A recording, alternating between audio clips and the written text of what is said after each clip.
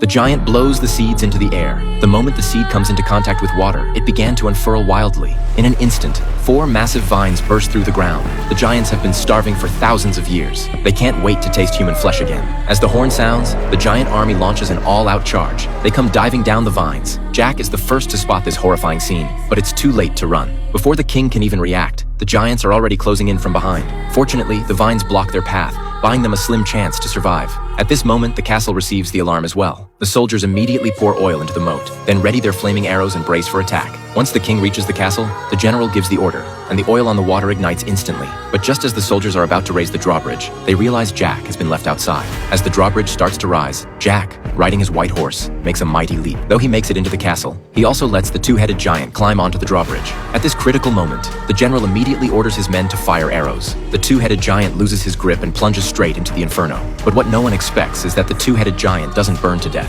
Instead, he swims with the current right into the city. Just when everyone thinks they're safe for now, 2 giant hooks suddenly latch onto the drawbridge. The giants pull down together. Against such overwhelming force, humans don't stand a chance. Seeing the soldiers putting up such fierce resistance to speed up the siege, the giants set trees ablaze and hurl them into the city like madmen. The entire castle instantly becomes a raging inferno. As the giants are about to break through, Jack quickly leads the princess toward the secret passage. But nobody expects that the two-headed giant bursts up through the sewers, catching the two trying to escape. They race up to the second floor, but the giant still manages to grab the princess. At this critical moment, Jack grabs a giant axe and strikes at the giant. But he forgets the creature has 2 heads. Both of them end up in the giant's clutches. Just as they're about to be devoured, Jack suddenly remembers the magic bean in his necklace. He seizes the chance to throw it into the giant's mouth. The magic bean travels down the esophagus into the giant's stomach. The moment it touches moisture, excruciating pain strikes instantly. Even though the two-headed giant clutches his throat desperately, it still can't stop the magic bean from growing wildly. Meanwhile, the giants outside have breached the final line of defense. Watching the giants closing in step by step,